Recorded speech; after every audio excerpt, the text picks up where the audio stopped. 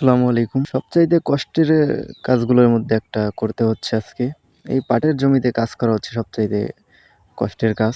কারণ উপরে আকাশে মেঘ এবং তার সাথে রোদ উঠেছে আর পাটের ভিতরে ভ্যাপসা একটা গরম। আর এই গরমের মধ্যে পাটের ভিতরে বেশিক্ষণ টিকে থাকা যায় না। কিছুক্ষণ কাজ করতে হয় এবং কিছুক্ষণের জন্য বাহিরে গিয়ে রেস্ট নিতে হয়। তারপরে আবার এসে কাজ করতে হয়।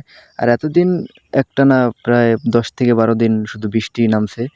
তাই আমরা এতদিন এই পাটগুলো টানতে পারিনি। এখন এসেছি টানতে। আর এখন আকাশে মেঘ আর রোদও উঠেছে। যদি মেঘ না থাকতো তাহলে রোদ উঠলে বেশি একটা সমস্যা হতো না। আর মেঘ আর রোদ যেহেতু মেঘ ভাঙ্গা রোদ, তাই রোদটা একটু বেশি লাগতেছে গায়ে। রোদ বলতে রোদ লাগে না, পাটের ভিতরে ছাওয়াই আছে। পাটের ভিতরে শুধু ব্যবসা একটা গরম। ওই গরমের কারণে বেশিক্ষণ থাকা যায় না। পুরো শরীর ভিজে যায় ঘামে। তারপরে কিছুক্ষণ পাটের ভিতরে কাজ করার পরে বাহিরে চলে আসলাম। আর একজনকে বলছিলাম ফ্রিজ থেকে ঠান্ডা পানি আনতে আর দোকান থেকে স্যালাইন নিয়ে আসতে।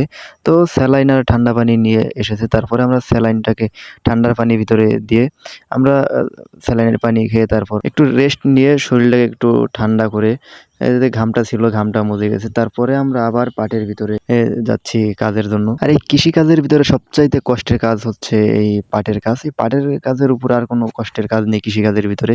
ধানের কাজ এবং কলাই মসুরির কাজ ওই কাজগুলো একটু মোটামুটি শান্তিতে করা যায়।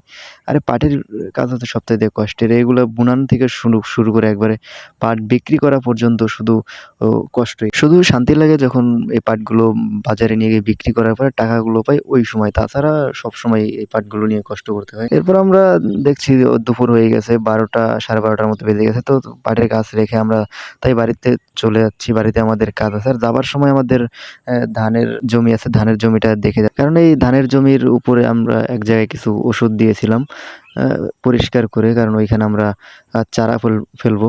এই ধানের জমিতে ধান লাগানোর জন্য। আষাঢ় মাসের যে ধান লাগাই, ওই ধান লাগানোর জন্য আমরা পাতো কিনে আনি না। পাতোর জন্য আমরা চারা ফেলি নিজেরাই। তো আমরা যেইখানটাতে চারা ফেলবো ওইখানটাতে ওষুধ দিছি। তো দেখছি ওষুধে কাজ হয়েছে। পুরো জায়গা ঘাসটা পুড়ে গিয়েছে। তো এখানে আমরা আ কয়েকদিন পরে এসে কোদাল দিয়ে কুপিয়ে এইখানে যে উঁচান যা মাটিটা দেখতে পাচ্ছেন পায়ের যে গর্ত, ওই গর্তটাকে সমান করে তারপর আমরা এখানে ধানটা ফেলে দিব। আসসালামু আলাইকুম।